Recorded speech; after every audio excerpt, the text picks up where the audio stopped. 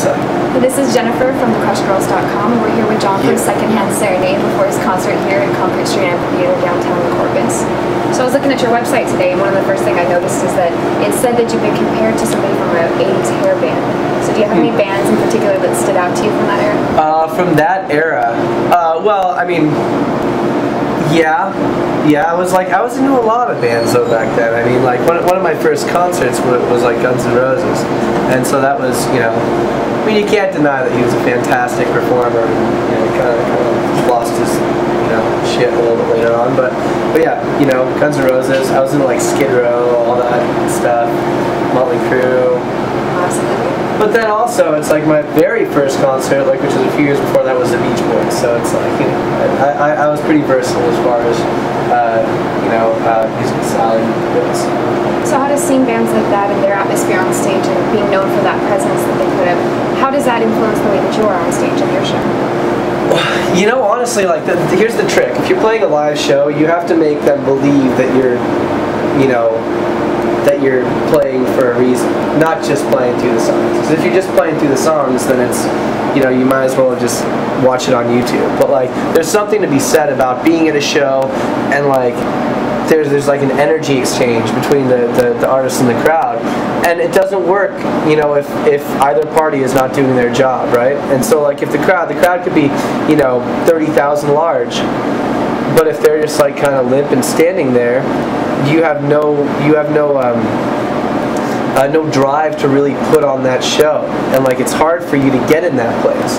But if they're really killing it and being loud and just having a really great time and being really responsive, then for instance, last night's show was a really intimate small venue with a few kids, and but they were so happy to be there, and it was one of my favorite shows of the tour so far because it was that exchange was there. So I mean, they've been doing it for years and years. It all kind of works together. I mean, whether it was 30 years ago or now, if you put on a real believable show, the fans can tell, and you can't put that show on unless the fans are taking part as well.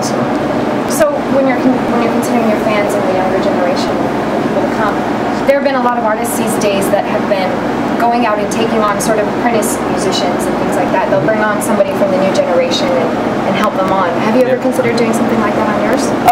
Yeah, definitely. But I'm still in the process of making myself into that iconic, place. This is my third album, so I'm not a newcomer anymore.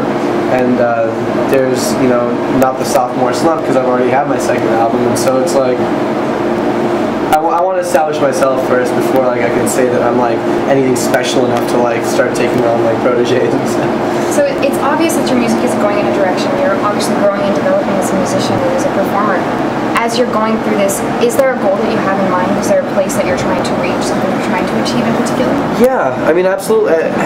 This whole experience is about growth, right? And I've like I said, I've gone through several albums at this point, and with this album, I broke out of the box a little bit creatively. From the first album to the second album, it changed a lot because I added a lot more of a full band vibe. Got a little bit, more. I experimented a little bit more. This album, I broke out of the box a lot more, and I even produced several of the songs myself on the album. So it's you're always trying to do something. Well, it's kind of, excuse the pun, but something more. And that's the name of the single. That's actually one of the songs that I produced on the album. And I mean, that's, it's great to branch off and do that. And I've been doing a lot of writing with other artists as well. And it's just always about pushing boundaries and pushing yourself. Because I mean, if you're not growing and developing yourself and evolving, then you're not going to succeed. And when you look at all career artists in the past 20, 30 years that have been around and been relevant, stayed relevant, you've always seen an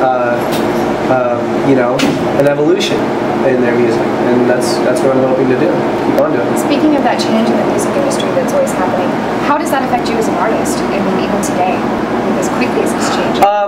You just have to be conscious of it, and I mean, there's a lot to be said about keeping your creative license and not selling out to any or not conforming or whatever. But the fact of the matter is you have to go with the, with the time of music. Make the music that you want to do, but don't like, if like I sat around and I was like, I want to make like 80s glam rock, like really strictly 80s glam rock,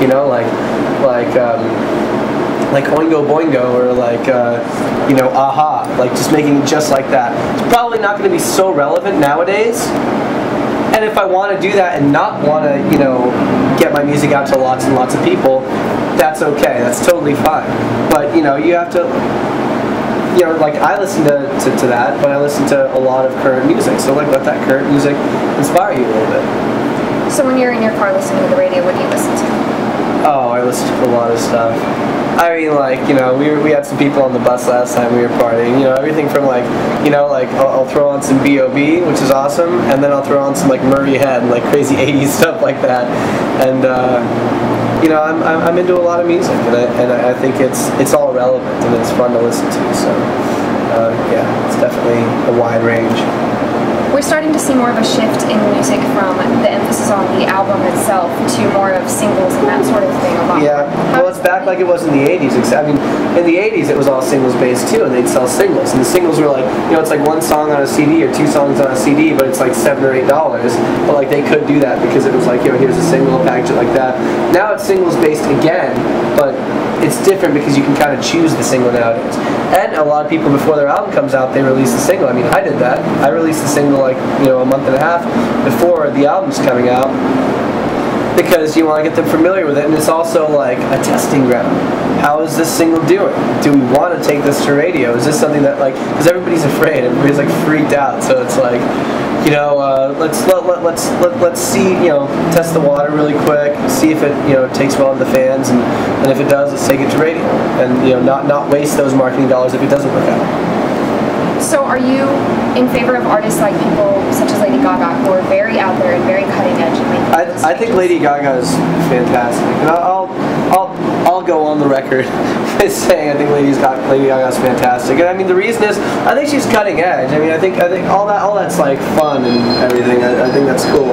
But like when you go down to the heart of it, like when it's like her like sitting around at her house like in sweats, like reading a book, like eating some chicken nuggets or something, or I don't know, she's vegetarian or whatever, but she's just like chilling at her house, like, and loses all that stuff. At the end of the day, she's a really, really fantastic, talented singer. And like when you see her do stuff, like, she's all over the place and does like, she'll play a piano song ballad, and she'll play the piano. She's a great piano player, and you can just hear like such a like fantastic presence in her voice. And even though she'll like be playing Go Over the Edge and like put her like leg up on the piano and stuff and go there, she'll be wearing like a bikini while she's doing it. It's pretty ridiculous, and I mean that's part of her show, and it's awesome. It's so much fun to watch. But like I said, at the end of the day, she's just a really, really talented musician, and so I'm all for that. She's also known for asking for tea and hummus behind the stage before concerts and things like that. That's awesome. I mean, I always ask for tea. Hummus we sometimes ask for. Whenever we do college tours, we always get hummus no matter what. We have a vegan on the bus now. He's my bass player, Steve. So we try to cater to him. It's hard though. Like Texas, it's hard to eat vegan. It's very like true. It really, really is difficult. And I'm a carnivore. I mean, in my opinion, human beings were like they were kind of born carnivorous, and we have teeth that can bite through meat, and that's just nature. I eat meat. I think through the years people have said, oh, we don't have to eat meat, and like which is true, we don't have to, but yeah, I'm into it. So speaking of food, your Facebook page today said you were trying to find out where to eat after the concert tonight. Have you luck with that yet? Yeah, yes and no. I mean, I usually keep a log. I'm a big Man vs. Food buff. I really, really am. And I've visited a few of the Man vs. Food spots so far on this tour. I have a long way through this tour to go. And I have a list on my phone, on my notepad, just, restaurants after restaurants in alphabetical order by city. I've watched like all the Travel Channel shows and Food Network shows and figured out where to go. So, very excited about that. I'll find out about Corpus. Glad to hear that. Well, thank you very much for your time. And yet again, this is John with Secondhand Serenade playing tonight in Corpus Christi, and I'm Jennifer with the Crush Dolls. Bye. Bye.